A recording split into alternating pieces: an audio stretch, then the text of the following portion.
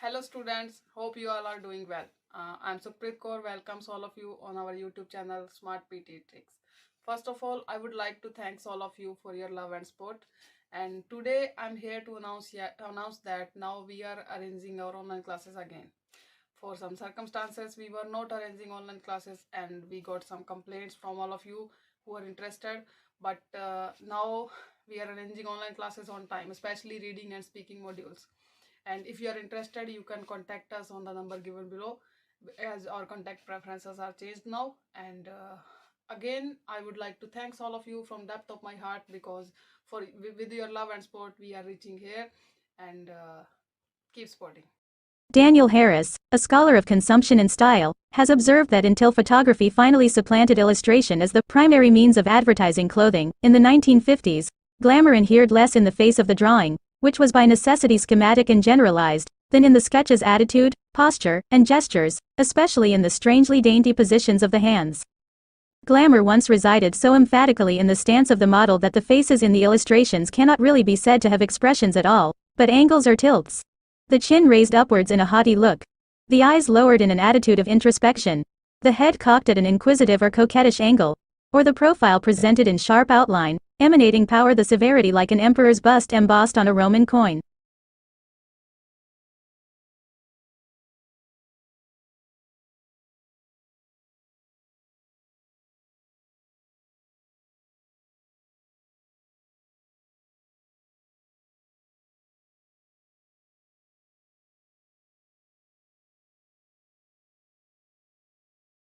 Affordable early years education and childcare potentially enables parents, particularly mothers, to be in paid employment. International studies have found that countries with greater enrollment rates in publicly funded or provided childcare also have higher maternal employment rates, although entangling causal relationships is complex. From the point of view of the household, additional income, especially for the less well-off, is itself associated with better outcomes for children, as child poverty has been shown to be a key independent determinant of children's outcomes. From the point of view of the public purse, as mothers enter employment, they are likely to claim fewer benefits and to generate extra revenues through income tax.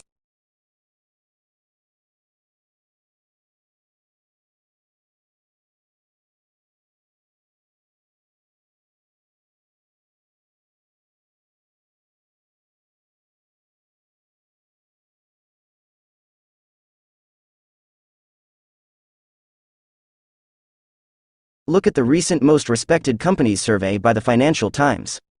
Who are the most respected companies and business leaders at the current time? Rather predictably, they are Jack Welch and General Electric, and Bill Gates, and Microsoft. Both have achieved their world-class status through playing nice. Welch is still remembered for the brutal downsizing he led his business through and for the environmental pollution incidents and prosecutions. Microsoft has had one of the highest profile cases of bullying market dominance of recent times, and Gates has been able to achieve the financial status where he can choose to give lots of money away by being ruthless in business.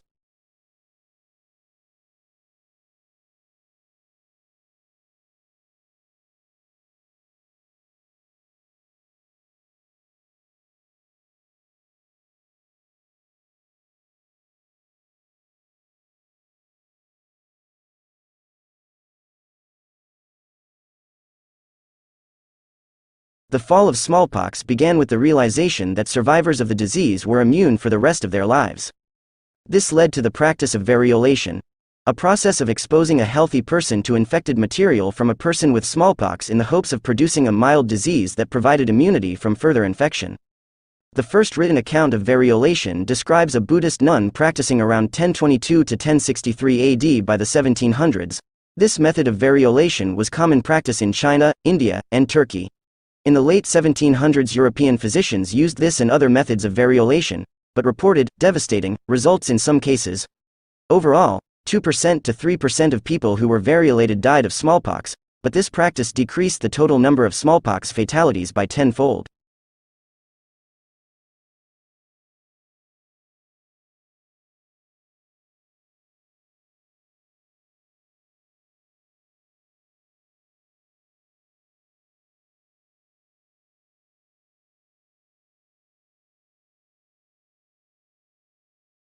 Sociology is, in very basic terms, the study of human societies. In this respect, it is usually classed as one of the social sciences, along with subjects like psychology, and was established as a subject in the late 18th century, through the work of people like the French writer Auguste Comte. However, the subject has only really gained acceptance as an academic subject in the 20th century through the work of writers such as Emile Durkheim, Max Weber and Talcott Parsons, names that will be visited throughout this course. One name that you may have heard of, Karl Marx, the founder of modern communism, has probably done more to stimulate people's interest in the subject than anyone else, even though he lived and wrote, 1818 to 1884, in a period before sociology became fully established as an academic discipline.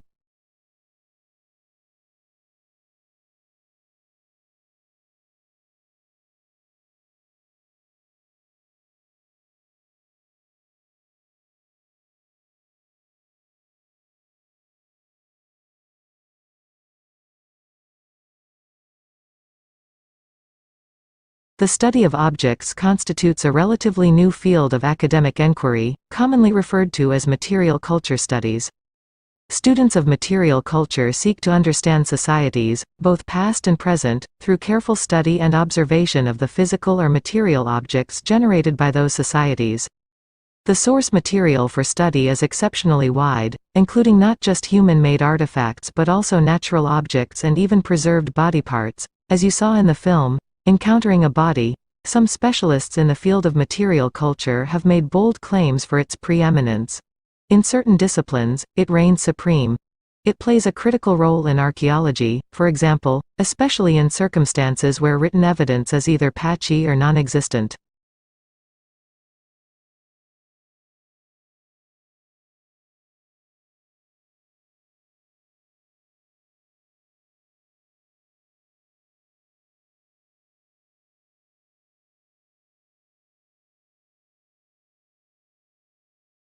Learning is a process by which behavior or knowledge changes as a result of experience. Learning from experience plays a major role in enabling us to do many things that we clearly were not born to do, from the simplest tasks, such as flipping a light switch, to the more complex, such as playing a musical instrument. To many people, the term learning signifies the activities that students do reading, listening, and taking tests in order to acquire new information. This process, which is known as cognitive learning, is just one type of learning, however. Another way that we learn is by associative learning, which is the focus of this module. You probably associate certain holidays with specific sights, sounds, and smells, or foods with specific flavors and textures. We are not the only species with this skill. Even the simplest animals such as the earthworm can learn by association.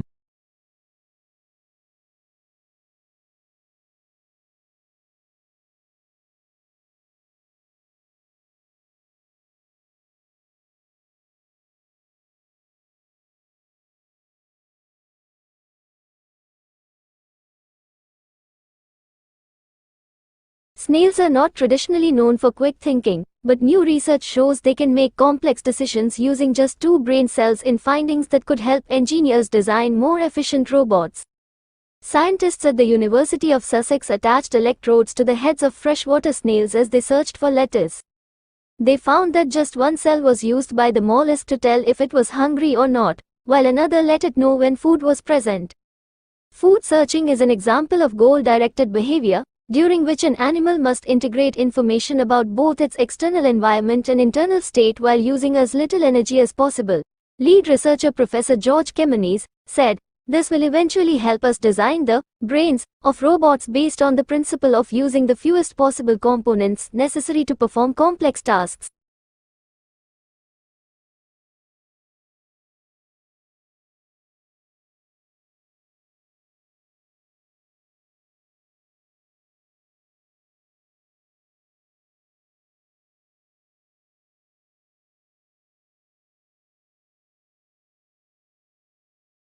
From the earliest civilizations, plants and animals have been portrayed as a means of understanding and recording their potential uses, such as their economic and healing properties. From the first illustrated catalogue of medicinal plants, the Materia Medica by Dioscorides, in the 1st century, through to the late 14th century, the illustration of plants and animals changed very little.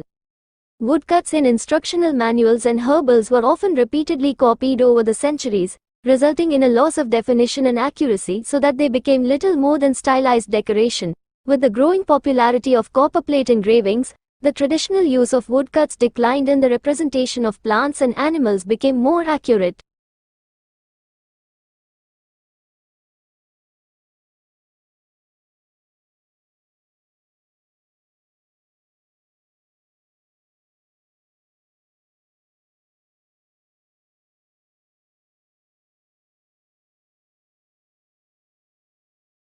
The supply of a thing, in the phrase, supply and demand, is the amount that will be offered for sale at each of a series of prices.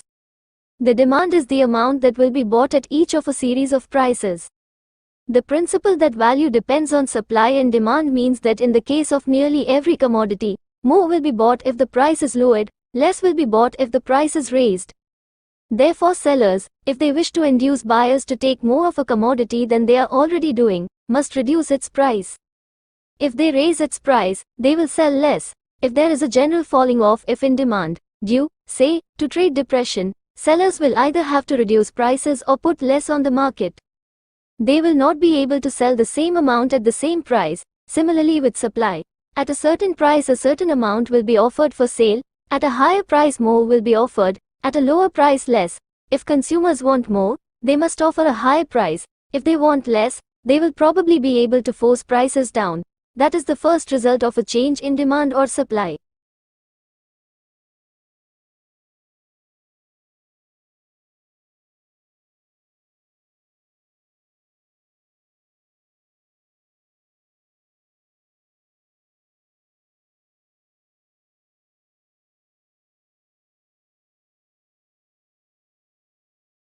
Some children may need to learn to stand up for their own ideas, especially when these do not conform to those of the rest of the group.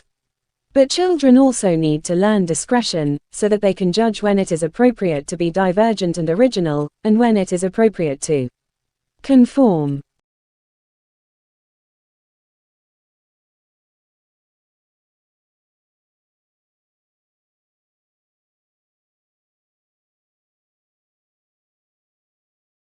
The creative process is fun, it should not be taken too seriously.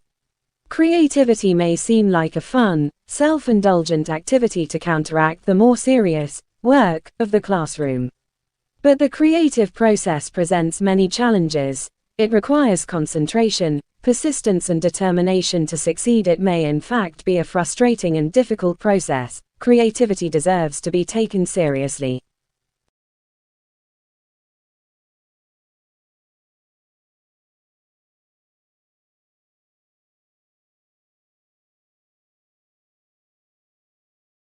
Adults, therefore, can act as supporters and coaches, facilitators and models of creativity for children.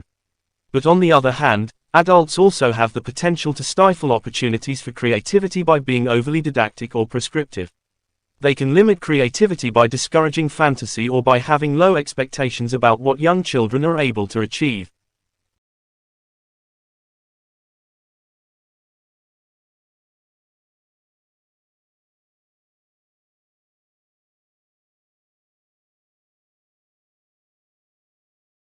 Children do benefit from free play and unstructured arts activities.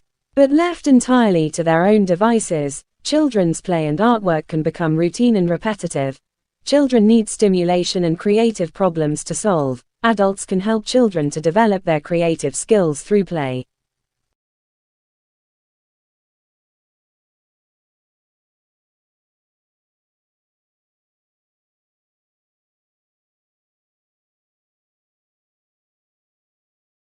The Arts Council of England asked the NFER to summarize recent research and theory on creativity in early childhood. The work entailed a selective review of research and theory published between 1988 and 2000 and resulted in a briefing paper on the subject. This article sets out to update the earlier paper and to identify some of the principles involved in helping young children to develop their creativity in early years settings.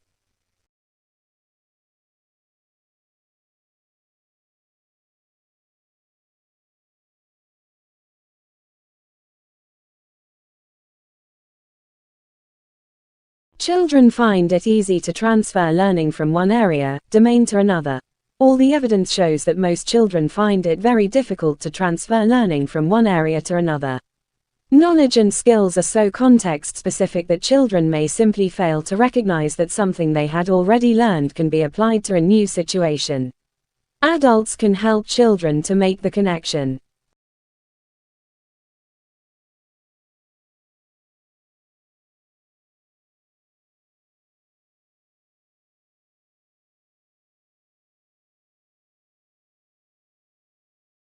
Creativity is limited to arts subjects. Although creativity is often associated with creative subjects, such as art and music, creativity is not subject-specific. Creativity is a way of approaching problem solving that can be exercised in different areas. On the other hand, creativity does not take place in a vacuum. The way in which children express creativity will be different in different curriculum areas.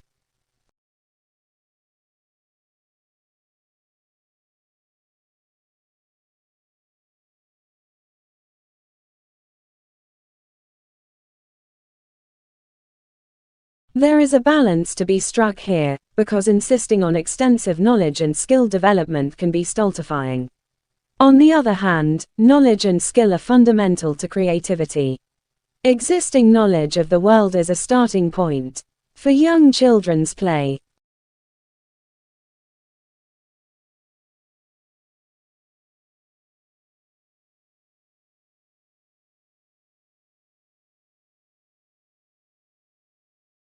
It is important to consider what might constitute originality in the work of a young child. After all, only a child prodigy could be expected to come up with something new and valuable to society. Instead, each child's creative abilities can be related to his/her personal stage of development. For example, a young child's work may be adaptive and original for that particular child and/or in relation to children in their class or age group.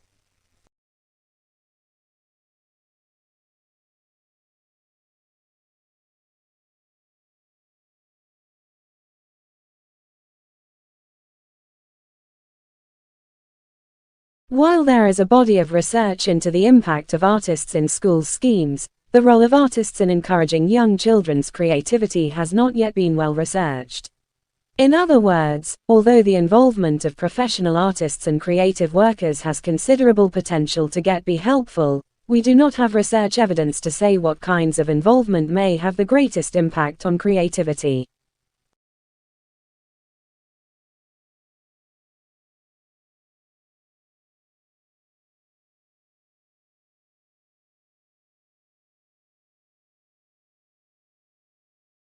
These definitions have been welcomed as giving recognition to the importance of creativity and the role of education in encouraging creative development. The appearance of creativity as an aim of the curriculum in England is part of a trend to recognize the importance of creativity internationally.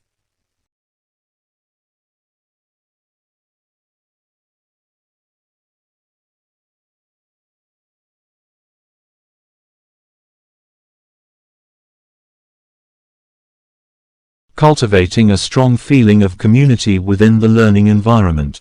In addition, students encountering difficulties pertaining to language acquisition or cultural adjustment can access counseling and support services, which are widely accessible.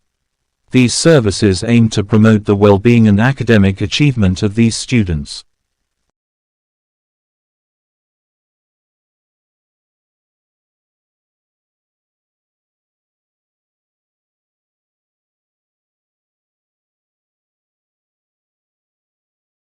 Creativity is another term that people attach word meanings to, but it can be difficult to define concisely into a single definition as the depth of understanding behind it is more complex. As thought-provokingly suggests, the lens in which creativity is viewed is always evolving depending on societal or cultural changes. Therefore, answering, "What is creativity?" may reflect what is valuable or relevant in that moment in time to the people or persons.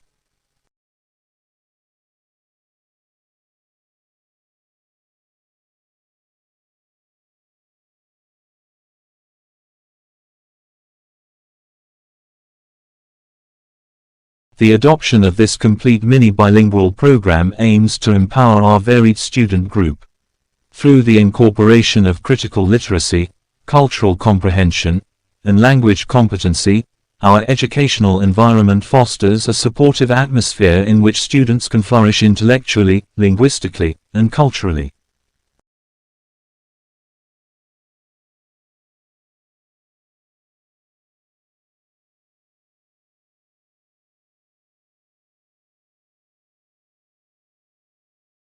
Teaching and learning has the opportunity to explore more deeply into a subject which enables children to be more inquisitive through questioning and personal inquiry from the theme.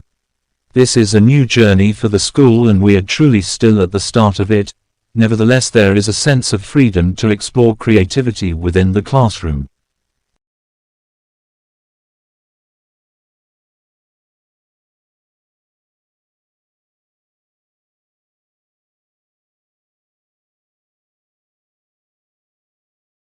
The primary exposures of the children are also ensured to be the same language speaking so that strategic mental growth can be supported. In the case of bilingual language and education, the families have the role of motivating the child for new learning processes. The development of a child's approach towards learning and the development of bilingual education is dependent on the scale to which the parents and the communities are influenced by a language.